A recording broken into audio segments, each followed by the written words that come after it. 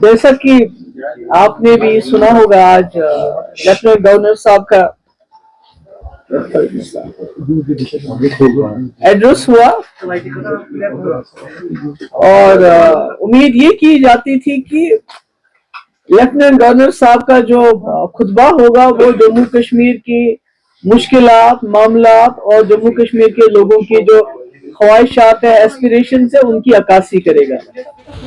और उसके साथ साथ जो सरकार बनी है अभी हाल ही में यहाँ 3-4 महीने पहले, उनके जहन में विजन होगा कि हमने आने वाले 5 साल में जम्मू कश्मीर को इस मुसीबत से किस तरह निकालना है, उसके बारे में कोई डायरेक्शन की बात होगी। पर अगर आपने भी सुना होगा, मैंने भी सुना, जब 2019 में 5 अगस्त को हमारे जो होम मिनिस्टर हैं अमित शाह जी, उन्होंने जो 370 को 35 को इलीगली अनकॉन्स्टिट्यूशनली खत्म करके पार्लियामेंट में जो तकरीर की थी, और उसके बाद जितने भी यहाँ एलजी आए तो उनकी तकरीरें, चाहे 26 जनवरी हो, चाहे कोई फंक्शन हो, चाहे अभी जो हमारे प्रेजेंट एलजी हैं, इनकी तकरीरों को अगर आप देखेंगे तो मुझे लगता है इस गवर्नर एड्रेस में और उन तकरीरों में कोई फर्क नहीं है। पहले डे 1 जिस दिन ये जम्मू कश्मीर के साथ ये मामला किया गया, उसको मैं कांड कहती हूँ, डाका डाला गया, उसी दिन से होम मिनिस्टर साहब ने उस वक्त floor of the house statehood की बात की। और उसके बाद जितने भी एलजी आए, जितने भी बाहर से जो भी हमारे मिनिस्टर्स आते हैं, कोई आते हैं, तो वो उसी बात को दोहराते हैं कि भाई स्टेटहुड मिलेगा। पर मेरा ये मानना है जम्मू कश्मीर के लोगों के जो मामलात हैं, जो मुश्किलात हैं, वो स्टेटहुड तक महदूद नहीं है। और अनफॉर्चुनेटली ऐसा लगता है कि जो बीजेपी का जो एजेंडा है, जो उनकी पॉलिसी है जम्मू कश्मीर को लेके, कहीं ना कहीं ये जो अभी इतनी भारी अक्सरियत से लोगों ने जिस सरकार को चुना है, उसका एक्सटेंशन बन गई है। जो अभी तक हम कहते थे, चिल्लाते थे ये इलीगल है, अनकॉन्स्टिट्यूशनल है, कहीं ना कहीं नेशनल कॉन्फ्रेंस के लोग उन हरकत को जो बीजेपी ने इन सालों की, उनको जायज करार देने की उसमें दौड़ में लगे हुए हैं। और जितना भी हमारा डिसएम्पावरमेंट हो गया 2019 के बाद, डिसपोजेशन हो गया है, उसको एड्रेस करने की कोई बात नहीं है कहीं पर भी। और अनफॉर्चुनेटली हमारे चीफ मिनिस्टर साहब कहते हैं कि मैं जी केजरीवाल नहीं बनना चाहता हूँ। आपको कोई केजरीवाल बनने के लिए नहीं कह रहे हैं, मगर खुदारा अपने लोगों की इज्जत नफ्स, उनके हुकूक के लिए तो खड़े हो जाइए। ये मतलब चीफ मिनिस्टर बनना तो ठीक है, मिनिस्टर बनाना तो ठीक है, मगर इसका मकसद क्या है? आपको लोगों ने वोट किस लिए दिए हैं? इसलिए दिए थे कि जो पिछले 2019 से यहाँ पर जो एक माहौल बना है, जो हमें बेइख्तियार किया जाता है, जो हमारी प्रॉपर्टी, हमारी जो मिनरल्स से, हमारे जॉब से, हमारी नौकरियों से, हर चीज़ से हमें आहिस्ता आहिस्ता बेदखल किया जाता है। तो लोगों ने इसलिए चुना था कि आप उसका इलाज करेंगे। गवर्नर एड्रेस में तो उस रेजोल्यूशन जो नेशनल कॉन्फ्रेंस क्लेम करती है, दावा करती है कि हमने जी 370 पर रेजोल्यूशन लाया, हालांकि उसमें उस 370 का कहीं जिक्र नहीं था। गवर्नर एड्रेस में उसकी भी जुर्रत नहीं की है इस कैबिनेट ने कि उसका तज़किरा हो। तो मैं समझती हूँ कि ऐसे में हम और क्या कहें, यही कहेंगे कि हमें तो ताना देते हैं ये, आपने जी बीजेपी के साथ सरकार बनाई, मगर हमने बीजेपी के साथ सरकार बनाने के बावजूद यहाँ पीडीपी का एजेंडा चला। जो एजेंडा ऑफ अलायंस बना वो भी पीडीपी का एजेंडा था। जो हमने 2 साल, मैंने और 10 महीने मुफ्ती साहब ने बीजेपी के साथ काम किया, उसमें भी पीडीपी का एजेंडा चला। चाहे पत्थरबाजों को एमनेस्टी की बात हो, चाहे हुर्रियत वालों को लेटर लिखने की बात हो, चाहे डायलॉग की बात हो, चाहे ऑल पार्टी डेलीगेशन लाने की बात हो, चाहे सीज फायर की बात हो, चाहे बीजेपी के 2 मिनिस्टर कुटवा रेप में ड्रॉप करने की बात हो, जो जिसमें उन्होंने जलसे में शमूलियत की थी। तो हमने तो उस वक्त बहुत मुश्किल हालात में, हालांकि सिचुएशन बहुत ख़राब थी, और हमने अपना एजेंडा चलाया। आज लगता है बदकिस्मती से कहीं ना कहीं नेशनल कॉन्फ्रेंस हैज़ वो कम कर गए हैं, और वो कहीं ना कहीं जो बीजेपी पिछले 2019 से एक नैरेटिव चला रही है। देखिए, एक लेजिस्लेटर कैसे जुर्रत करता है, वो डिक्टेट करता है स्पीकर साहब को کہ آپ جی اینٹی نیشنل اور کوئی ایسا جو ہے ریزولوشن یا اس کو accept, it is the job of the speaker. Who is the B J P M L A to dictate it? مگر اسپیکر صاحب خاموشی سے سنتے رہے، مسکراتے رہے اور سر ہلاتے رہے، یہ ٹھیک ہے. تو کہیں نہ کہیں مجھے لگتا ہے جس امید سے لوگوں نے ووٹ ڈالے تھے، 70% لوگوں نے ووٹ ڈالے اور ایک جماعت کو یہاں ووٹ ڈالے، جموں میں بی جے پی کو ملا، یہاں اوور آل این سی کو ملا. تو کہیں نہ کہیں مجھے لگتا ہے کہ ان کی، میں نہیں کہتی ہوں کہ انہوں نے 4 مہینے میں ہی پتہ نہیں کیا کمال کرنا تھا، مگر زبان دیکھیں. بی جے پی 1947 یا 48 جب سے جموں کشمیر کا الحاق ہوا، اس کے بعد اسپیشل پوزیشن ملی، تب سے وہ 370 کے مخالف بات کرتے رہے. ان کے پاس کوئی طاقت نہیں تھی. اور آج عمر صاحب کہتے ہیں کہ مجھے 370 بی جے پی سے کیسے لوں گا. تو اگر وہ 70 سال جب ان کے پاس کوئی طاقت نہیں تھی اس کو چھیننے کی بات کرتے رہے، تو کم سے کم آپ 370 زبان پہ لب کشائی کر لیجئے کہ یہ غلط ہوا ہے، یہ نہیں ہونا چاہیے. اس کو ہم نہیں کہتے ہم اکیلے ریسٹور کریں گے، ہم سب مل جل کے اس کو ریسٹور. مگر میرا یہ کہنا ہے کہ جموں کشمیر اس وقت صرف 370 یا اسٹیٹ ہوڈ کی بات پہ نہیں اٹکا ہوا ہے. ہمارے معاملات بہت ہیں، جس کے لیے آپ نے خود بھی سنا ہوگا کہ ہم نے کئی بلز لائے ہیں، جس کے لیے میں نے عمر صاحب کو لیٹر لکھا، میں نے کانگریس کو لیٹر لکھا، میں نے پی سی کو لیٹر لکھا، اور میں نے ان سے کہا کہ یہ پالیٹکس کو الگ کر کے یہ ہمارے مدعے ہیں جو ہم سب لوگوں کے مدعے ہیں. اس میں سب سے بڑا مدعا جو میں سمجھتی ہوں ایک تو ہے جو ہمارے ڈیلی ویجرز ہیں. کئی لوگ کہتے ہیں میں نے اپنے وقت میں کیا تھا، میں نے SRO 520 لایا تھا، سب کچھ ہم نے مکمل کیا تھا، تقریباً 1 لاکھ ڈیلی ویجرز کا بائیو میٹرک ہو گیا تھا. سرکار گری، وہ رک گیا. ابھی بھی وہ سارا کچھ ان کے پاس، سرکار کے پاس ریکارڈ ہے. اگر وہ چاہیں تو 520 SRO کے تحت ان کو ریگولرائز کریں گے. ان کی لائف بہت خراب ہے. 30 20 25 سال سے یہ لوگ کام کریں. اور میں آپ کو یہ بتانا چاہتی ہوں، اگر یہ لوگ ڈیلی ویجرز ڈپارٹمنٹس میں نہ ہو، نہ ہماری بجلی چلے گی، نہ ہمارا پانی چلے گا، نہ ہمارا اریگیشن چلے گا، نہ کوئی ڈپارٹمنٹ ہمارا کام کرے گا اگر یہ ڈیلی ویجر نہیں. ڈیلی ویجر کے بلبوتے پہ ہی ڈپارٹمنٹس چلتے ہیں. تو میں امید کرتی ہوں اس بل پہ سرکار جو ہے، سرکار کی مدد بھی ہمیں حاصل ہوگی. اور جو باقی جماعتیں ہیں اس میں ہم نے بی جے پی کو بھی لیٹر لکھا کہ یہ سانجھا معاملہ ہے، ڈیلی ویجر جموں میں بھی، کشمیر میں بھی، اس میں ہماری مدد کر لیجئے. دوسرا پراپرٹی رائٹ، جیسا کہ میں بار بار کہتی ہوں، 2019 کے بعد ایک ہوڑ لگی ہوئی ہے. نوکریوں سے ہمارے لوگوں کو نکالتے ہیں. اگر کوئی جاب نکلتی ہے اس میں باہر کے لوگ بھی انکلوڈ کیے جاتے ہیں. اسی طرح ہماری زمین، آپ دیکھیے ہزاروں کنال زمین ریلوے کے نام پہ، ڈیولپمنٹ چاہیے ہمیں، مگر ریلوے کے نام پہ، روڈز کے نام پہ، جو روڈ آلریڈی بنے دوسرا روڈ بناؤ، پہلا روڈ بناؤ. جیسے وہاں آپ کا مغل روڈ پر ٹنل بنانے کے بجائے دوسرا روڈ بناؤ. اسی طرح سیٹلائٹ ٹاؤن کے نام پہ، اسی طرح جو باہر کے بڑے بڑے لوگ ہیں ان کو انڈسٹری کے نام پہ ہماری زمین کوڑیوں کے دام اس کو دی جا رہی ہے. مگر جو یہاں لوگ رہتے ہیں، جن کے پاس 12 13 مرلے 14 مرلے 8 مرلے جن نے مکان بنائے ہیں، تو ان کو آپ نے پتا ہے کئی بار بلڈوزر چلا، اور یہ بلڈوزر زیادہ تر جموں میں چلتا ہے. اور وہ بھی ان ایریاز میں جہاں بیچارے غریب، گجر، ٹرائبل، پہاڑی لوگ، یا کوئی کشمیری بھی مصیبت میں چلا گیا وہاں رہتا ہے، تو روز کہیں نہ کہیں وہاں بلڈوزر چلایا جاتا ہے. تو ہم نے کہا کہ یہ زمین جو جموں کشمیر کی ہے، یہ یہاں کے لوگوں کا پہلا حق بنتا ہے. جو یہاں رہتے ہیں، جنہوں نے چھوٹا سا گھر بنایا ہوا، اپنا آشیانہ بنایا ہوا ہے، اس کو یہ حقوق ملنے چاہیے. کہیں نہ کہیں ایسا نہ ہو کہ آپ ساری زمین سیکورٹی فورسز کے کیمپس کے لیے بہت زمین دیتے ہو. سڑک کے نام پہ، سیٹلائٹ ٹاؤن کے نام پہ جو ابھی زمین دی جا رہی ہے، میرے خیال میں 1,80,000 کنال زمین جا رہی ہے وہ، اور اس پہ بھی کوئی ہمارا سرکار کی طرف سے جواب نہیں آئی. سیٹلائٹ ٹاؤن کن کے لیے بنائے جا رہے ہیں؟ تو اگر اسی طرح ہماری زمین جاتی رہی اور ہمارے لوگوں کو بلڈوزر کا سامنا کرنا پڑا چھوٹی چھوٹی جگہ بچانے کے لیے، تو کہیں ہماری سچویشن، ہمارے حالات، چاہے وہ جموں کا ڈوگرا ہو، چاہے وہ کشمیری ہو، چاہے ہمارا گجر ہو، پہاڑی ہو، جو بھی لوگ ہیں اس زد میں آتے ہیں، ہمارے حالات روہنگیا جیسے نہ ہو جائیں.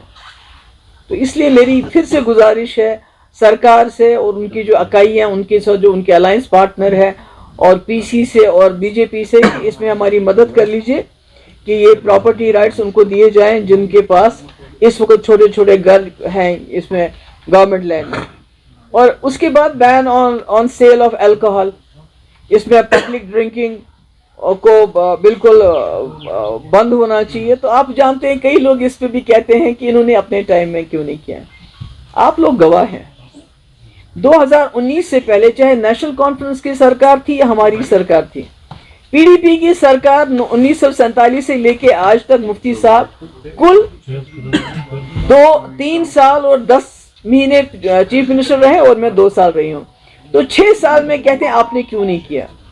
تو میں یہ کہنا چاہتی ہوں، آپ کو بھی معلوم ہے اس سے پہلے 2019 سے پہلے 2 دکانیں کینٹونمنٹ میں ہوتا تھا اور ڈل گیٹ میں ہوتی تھی. اگر آپ آج دیکھیں گے آج یہ بہت بڑی وبا ہے. اور دوسری جو ٹورزم کو لے کے بات کرتے ہیں کہ یہ ٹورزم کے لیے ہے، تو میں نے کہنا چاہتی ہوں کہ پورے ملک کے اندر اگر کہیں ٹورسٹ سیف ہے، سب سے زیادہ ٹورسٹ جو لڑکیاں، جو لیڈیز، ہماری بہنیں، ہماری بچیاں اکیلے ٹریول کرتی ہیں وہ کشمیر میں کرتی ہیں. وہ اس لیے کرتی ہیں کہ یہاں ابھی ہمارے جو سماجی جو سماج میں ابھی کچھ ہمارے قدغن لگے ہیں، ابھی حیا ہے. باپ بیٹے کے سامنے شراب نہیں پیتا ہے، اگر ابھی پیتے بھی ہیں چھپ چھپ کے پیتے. پر جس طرح اس شراب کی دکانوں کو یہاں عام کیا گیا ہے پچھلے کچھ سالوں میں، اس سے یہ ایک لت بن چکی ہے. ابھی آپ دیکھیے شراب کے دکانوں کے باہر اتنی لائنیں ہوتی ہیں. اس کے بعد میں ابھی دیکھ رہی تھی ایک ویڈیو، کوئی پکڑ کے اس کو گھسیٹ رہے تھے، اس کو شراب پی کے پتہ نہیں تھی. تو میں ٹورسٹ کے لیے بھی کہہ رہی ہوں، خاص کر ہماری جو بچیاں باہر سے آتی ہیں ان کی سب سے بڑی سیفٹی یہ ہے کہ جموں کشمیر میں ابھی تک شراب کلچر اوپن نہیں ہے. ہو گیا ہے اور ابھی اوپن نہیں ہے. تو اس لیے میری گزارش ہے عمر صاحب سے بھی، چلیے ہم نے نہیں کیا، آپ کر لیجئے، آپ کر لیجئے. تو اگر آپ کریں گے بہت اچھا ہوگا اگر اس پہ بین لگ جائے. اور اس میں جو ہمارے بچے جو ڈرگ ایڈکشن ہے ہمارے بہت زیادہ ہے، اور یہ جو کمبائن ہوتے ہیں دونوں تو یہ بہت خطرناک ہے. ڈرگس میں تو پولیس بہت اچھا کام کر رہی ہے اور امید کرتے ہیں ہم زیادہ کام کریں گے، مگر اس میں بھی ہم چاہتے ہیں یہ ہماری مدد کرے. اس کے علاوہ ایک بہت بدقسمتی کی بات ہے کہ جو سیکریٹریٹ، اسمبلی سیکریٹریٹ، وہ کہتے ہیں آپ فلانی ڈپارٹمنٹ پہ کوئی سوال ہی نہیں پوچھنا چاہتے. تو مجھے یہ بتائیے کہ جب ہم نے الیکشن کے دوران میں وعدے کیے پرزنرز کو لے کے، ابھی ہم جاننا چاہتے ہیں کتنے پرزنرز ہیں، کہاں کہاں بند ہے، کیا ہے. وہ کہتے ہیں آپ یہ سوال ہی نہیں پوچھ سکتے. تو پھر ہم کہاں جائیں؟ اگر ہم نہیں پوچھ سکتے تو کیا یہ فرض نہیں بنتا ہے اس سرکار کا کہ وہ گورنمنٹ آف انڈیا کے ساتھ یہ ٹیک اپ کرے؟ ہم نے بھی ایک جو ہے لیٹر بھیجا ہے، کمیونیکیشن بھیجا ہے، ڈی جی کو بھیجا ہے، چیف سیکرٹری کو بھیجا ہے. ہمارے وکیل جو عبد المجید ڈار صاحب ہے، سپریم کورٹ وکیل ہے، خورشید عالم کی طرف سے، کہ ہمیں لسٹ بتائیے کہ ہمارے جموں کشمیر کے کتنے قیدی ہیں، کہاں کہاں ہیں، ان کے نام بتائیے، تاکہ وہ بہت غریب گھروں کے لوگ ہیں. خاص کر سری نگر میں اگر آپ دیکھیں گے ان کے پاس اتنا پیسہ بھی نہیں ہے کہ وہ ان سے ملنے جائیں. ہم چاہتے ہیں کہ ہمیں پتہ چلے تاکہ ہم کوشش کریں کسی نہ کسی طریقے سے ان کو کوئی لیگل مدد دی جائے، مگر ہمارے پاس لسٹ نہیں. دوسرا یہ میری عمر صاحب سے مؤدبانہ گزارش ہے کہ چلیے مانیے کہ آپ چھوڑ نہیں سکتے ہیں ان کو، یہ جو پرزنرز ہیں، مگر کم سے کم آپ یہ معاملہ تو اٹھائیے، ان کو وہاں سے یہاں شفٹ تو کر لیجئے. بہت بری حالت ہے. کئی ایسے لوگ ہیں جو کینسر کے پیشنٹ ہیں. مطلب میں نام نہیں لینا چاہتی، میں نام لوں گی کچھ لوگوں کا تو خدا نہ خواستہ ان کو اور تنگ کریں گے. تو میں ان سے یہی کہوں گی کہ کم سے کم یہ جو ہمارے پولیٹیکل پرزنرز ہیں ان کی ہمیں ڈیٹیل چاہیے، ان کے نام چاہیے، وہ کون کون سے جیل میں بند ہیں. ان کا ٹرائل بھی نہیں ہو رہا ہے ان کا، اور جن کا ٹرائل ہوتا ہے وہ اتنا سلو ہے کہ بیچارے ماں باپ کہاں سے لائیں گے اتنا پیسہ، اتنے سالوں سال ٹرائل چلاتے رہیں گے. دوسرا یہ جو پاسپورٹ اگر آپ ملتا بھی ہے پر نو فلائی لسٹ پہ آپ کا نام ہے تو کیا کریں گے؟ اس پاسپورٹ کا کیا فائدہ ہے؟ تو اس کا چاہتی ہوں کہ جو نیشنل کانفرنس کی سرکار ہے یہ ایشو کو گورنمنٹ آف انڈیا کے ساتھ ٹیک اپ کرے. اور یہ جو بلز ہیں، پہلے تو خیر میں میٹر میں نہیں جاؤں گی کیونکہ انہوں نے کہا تھا کہ میٹر، عمر صاحب نے کہ میٹروں کو جو بات کرے گا تو میں خود دیکھ لوں گا اکتوبر کے بعد، مگر آج وہ کہتے ہیں 100% میٹنگ ہونی چاہیے اور گورنر صاحب نے اس کا آج بھی ذکر کیا ہے. مگر میں کہتی ہوں جو غریب لوگ ہیں، جو اکنامکلی بہت ویک ہیں, کم سے کم ان کو ون ٹائم معافی دینی چاہیے, معاف کرنا چاہیے. ان کا جو فیس ہے ہزاروں میں ہے, کئیوں کا لاکھوں میں فیس آ گیا ہے, وہ بیچارے کہاں سے لائیں گے؟ اور بجلی کاٹ دی جاتی ہے. تو عمر صاحب سیتارمن جی سے, یہ نرملا سیتارمن جی سے سوال اٹھائیں, ان سے بات کریں کہ ہمارے یہاں بہت ہی حالات خراب رہے, مشکلات رہے, تو کم سے کم جو بہت غریب طبقہ ہے ان کی یہ فیس ون ٹائم معاف کی جائے. اور اس کے علاوہ اگر آپ کو کوئی سوال پوچھنا چاہتے ہو تو میں میرا آپ سے سوال ہے, جو پول پرومسز نیشنل کانفرنس کی جانب سے کیے گئے تھے, چاہے وہ فری راشن کا ہو یا 200 یونٹس الیکٹرسٹی کے ہو, 1 لاکھ نوکری, جی اس حوالے سے آپ کی کیا کہنا ہے, آپ کی کیا تاثرات؟ دیکھیے میں کہتی ہوں, میں I will not try to be very unreasonable, میں یہ نہیں کہوں گی کہ راتوں رات یہ سب ہو جانا چاہیے, مگر کچھ چیزیں اب تک ہونی چاہیے تھی. جیسے انہوں نے راشن کے بارے میں بات کی تھی تو کہیں نہ کہیں وہ ہونا چاہیے تھا. جیسے انہوں نے بجلی کے بارے میں بات کی تھی وہ ہونا چاہیے تھا. ابھی بھی وہی سلسلہ ہے, جو ریکروٹمنٹ ہوتی ہے وہ ایپٹیک کے ذریعے ہوتی ہے. ایپٹیک از اے بلیک لسٹڈ کمپنی, آپ کو معلوم ہے, اور انہوں نے کہا تھا 1 لاکھ نوکریاں ہم دیں گے, اس کا کوئی ابھی ذکر نہیں ہو رہا ہے. تو میں کہتی ہوں اس سے بڑی بات جو ہے, جو یہاں ہیومن رائٹس وائلیشن ابھی کنٹینیو کر رہے ہیں. ابھی آپ نے دیکھا بارہ سوپور میں, بمائی میں وسیم میر, اور اپنے کٹھوا میں دیکھا وہ جو مکھن دین, کس طرح بے دردی سے ان کی جانیں لی گئیں. اور افسوس تو یہ ہے کہ ہماری جو سرکار ہے, انہوں نے مطلب وہ کہتے ہیں میں کیا کروں, کیا کر سکتے ہیں آپ؟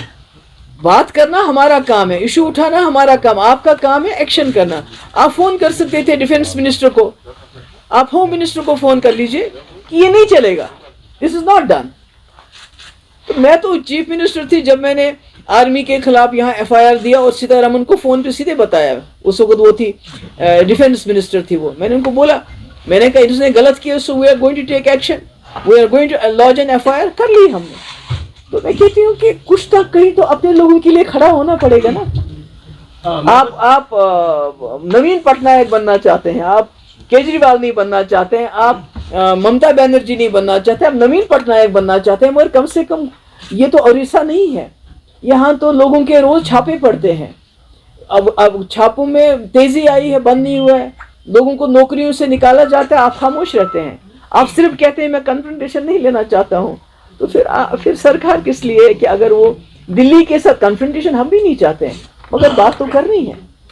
وہ بات کون کرے گا؟ بجلی ہماری PDP کا یہ ایجنڈا رہا ہے, اور ہمارا ایجنڈا آف الائنس میں بھی یہ تھا کہ ہمارا انڈس واٹر ٹریٹی کی وجہ سے بہت نقصان ہوتا ہے, ہمیں اس کا کمپنسیشن کر لیجئے, تاکہ ہم وہ ٹوکرا لے کے, وہ جو ہے وہ بیگنگ باؤل لے کے ہم ہمیشہ آپ کے سامنے کھڑا نہ ہونا پڑے. محبوب جی, یہ جو آپ نے پرزنرز کی بات کی اور کچھ ایسے ایشوز کی کہ جو لیجسلیٹرز اسمبلی میں سوالات نہیں پوچھتے, جو ہوم کے ریلیٹڈ ہے, لینڈ آرڈر کے ریلیٹڈ ہے, چونکہ یہ سوالات ہم نے بھی کئی بار ڈائریکٹلی عمر صاحب سے بھی پوچھے اور ان کے پارٹی کے چیف اسپوکس پرسن سے بھی. تو وہاں سے کہتے ہیں کہ ایک تو جے اینڈ کے ری آرگنائزیشن ایکٹ میں کلیئر بتایا گیا ہے کہ dos and don'ts short form میں. دوسرا یہ کہ جو لینڈ آرڈر ہوم وغیرہ یہ ان کے کنٹرول میں نہیں ہے, اس کو ڈائریکٹلی یا تو ہوم منسٹر دیکھتے ہیں یا تو یہاں کے لیفٹیننٹ گورنر دیکھتے ہیں. سو اس صورتحال میں شاید ان کے پاس نہیں, مطلب آپ نارملائز, یہ سب اس کا مطلب ہے جو 2019 کو ہوا, جو ری آرگنائزیشن ایکٹ کیا, جو انہوں نے قانون ہمارے پہ مسلط کیے, ان کو چپکے سے مان کے, ان کے بارے میں بات نہ کر کے, کوئی ریزسٹنس کر کے آپ وہ سب کچھ نارملائز کر رہے ہیں. You are not seeing this is not, یہ اگر آپ نے یہاں یہ زمین کا معاملہ ہے, اس کو ٹھیک بات تو کرنی ہے نا آپ نے. اگر آپ چپکے سے ہر بات مانتے ہیں, اس کا مطلب آپ نارملائز کر رہے ہیں, آپ کہتے ہیں سب کچھ جو ہوا ہے وہ ٹھیک ٹھاک ہو گیا. جیسے عمر صاحب نے ابھی دلی میں کہا کہ 370 کے بعد یہاں حالات ٹھیک ہو گئے ہیں. اس کا مطلب ہے you are normalising what is abnormal. ہمارے لیے تو ایب نارمل ہے, ابھی بھی ہمارے لوگوں کو نوکریوں سے نکالا جاتا ہے, اٹس ایب نارمل. کوئی ایکسپلینیشن نہیں دیا جاتا ہے, کچھ نہیں دیا جاتا ہے.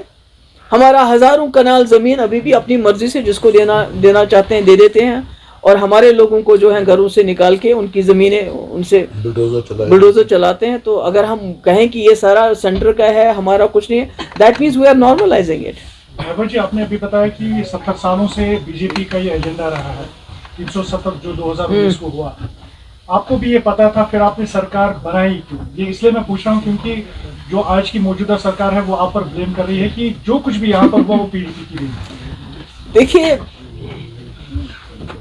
سرکار ہم نے بنائی اور مجھے فخر ہے میں نے اس BJP کو घुटनों पे लाया जो कहती थी हम 370 खत्म करेंगे और उनको हाथ नहीं लगाने दिया जितने देर में सरकार में थी। मुझे बताइए उमर साहब, एक FIR वापस, आज की बात नहीं, जब ये चीफ मिनिस्टर थे इन्होंने एक FIR वापस ली क्योंकि कांग्रेस के साथ इनकी सरकार थी, जुर्रत की एक FIR वापस ले। अफजल गुरु को फांसी लगी तो उमर साहब ने क्या कहा, मैं डेली वेजर हूँ। मेरे वक्त में एक बात बताइए कि जो BJP की मर्जी से हुई हो, हमने अपना एजेंडा चलाया। अगर हम ताने देने लगे तो 47 किसने किया, इलाहाक का के ऊपर सवालिया निशान 53 में किसने डाला, यहाँ के लोगों को जहनी तौर पे किन्होंने बिल्कुल वो अनसर्टन माहौल खराब कर दिया, कभी हिंदुस्तान कभी आज़ादी, अब फिर उमर साहब ने कहा पेल्विसिट। तो अगर हम इल्ज़ाम देने के लिए आए तो 75 में किसने नॉर्मलाइज किया प्राइम मिनिस्टर को चीफ मिनिस्टर बनाना, सदर रियासत को गवर्नर बनाया, मैं नाम लूँ उनका। 87 में किसने दानियाँ करके यहाँ कब्रिस्तान बनाए, किसने किए दानियाँ, सलाउद्दीन किसने बनाया, यासीन मलिक आज जेल में है तो किसकी वजह से है। 96 में जब यहाँ लाखों लोगों ने कुर्बानियां दी, उसी तनख्वाह पे काम करके इलेक्शन लड़ने के लिए कौन तैयार हुआ, नेशनल कॉन्फ्रेंस है। हम बजाय कोई मांगने के लिए भी पहले मुझे ये चीजें दे दीजिए उसके बाद मैं इलेक्शन लड़ूंगा। क्या फारूक साहब के पास उनको ताकत नहीं थी? वो तो रोज कहते हैं कि जी दिल्ली वालों ने मेरे पाँव पकड़े कि आप आ जाओ वापस जम्मू कश्मीर को संभालो। अगर वो इतने ताकतवर थे, अगर दिल्ली वाले इतने मजबूर थी तो उस वक्त क्यों नहीं उन्होंने कहा कि मैं तब तक इलेक्शन नहीं लड़ूंगा जब तक आप ऑटोनॉमी का मेरा रिजर्वेशन ये नहीं मानते हो। तो अगर हम मुंह खोलने पे आएंगे फिर तो बात बहुत आगे तक चलेगी। मुझे फक्र है बीजेपी के साथ सरकार बनाने के बाद जो मैंने किया, जो हमने एजेंडा चलाया। आपका सारा जम्मू कश्मीर सैलाब में तबाह हो चुका था, 80,000 करोड़ रुपए लाए हमने, सड़कें मकान सब तबाह था। आज पता नहीं चलता है कि वो खुदा ना खासा ऐसा सैलाब आया था। मुझे बताइए तो है, एक एक कोड़ी के लिए अभी दरवाजे पे जाते हैं और वहां से खाली हाथ लेके आते हैं। और 50 मेंबर है इनके पास, मेरे पास 50 नहीं थे, मेरे पास सिर्फ 28 थे। तो ये तो बातें आहिस्ता आहिस्ता लोगों को समझ आ जाएगी। मैम आपको नहीं लगता ये सियासी इख्तिलाफात, ये झगड़े पास से पुष्ट रख के तमाम सियासी जमातों को, रीजनल पार्टीज को एकजुट होना चाहिए? स्टेट मैंने बोला ना, ये जो 3 बिल्स लाई हैं, मैम पूरा सवाल, क्योंकि नेशनल कॉन्फ्रेंस का भी कहना है जो यहाँ पे स्टेट को रेस्टोर नहीं हुआ है, यही चीज है, यही नहीं, मुझे बताओ ये जो रेगुलराइजेशन ऑफ डेली वेजेस, इसके लिए कौन सा स्टेट हुड चाहिए आपको? बाकी चीजें तो नहीं, ये कर लेना पहले। शराब के ऊपर बैन लगाने के लिए कौन सा स्टेट हुड चाहिए आपको? प्रिजनर्स को वापस लाने के लिए कौन सा स्टेट हुड चाहिए? जमीन को रेगुलराइज करने के लिए कौन सा स्टेट हुड चाहिए? नौजवानों को 1 लाख नौकरियां आपने बोला, उसके लिए कौन सा स्टेट हुड चाहिए? बिजली में एमनेस्टी देने के लिए कौन सा स्टेट हुड चाहिए?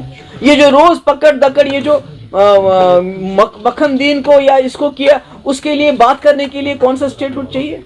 ये तो स्टेट हुड का तो बहाना है, कोई काम नहीं कर रहे हैं। भाई आपके पास जो पावर है उसको इस्तेमाल करो। स्टेट हुड वो तभी देंगे जब वो देना चाहेंगे। आपके रोज रोज उनके दरवाजे पे जाने से कुछ नहीं होगा। मैम बिल 2024 उससे आप हमारी इंसल्ट करते हैं, जम्मू कश्मीर के लोगों की इंसल्ट करते हैं जिनका सब कुछ खो गया है। 370 के ऊपर आप खड़े होने के बजाय, बात करने के बजाय आप रोज कटोरा लेके मुझे स्टेट हुड दे दो। क्यों? फारूक साहब ने कहा 6 मिनिस्टरों पे जम्मू कश्मीर नहीं चल सकता, हमें और मिनिस्टर बनाने हैं।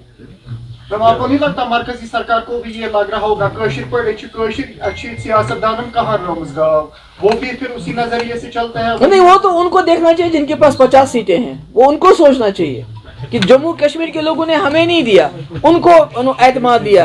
अब उनकी जिम्मेवारी बनती है कि वो मरकज के साथ किस तरह से जम्मू कश्मीर के लोगों के जो मुश्किलात है उनको दूर करें। Thank you.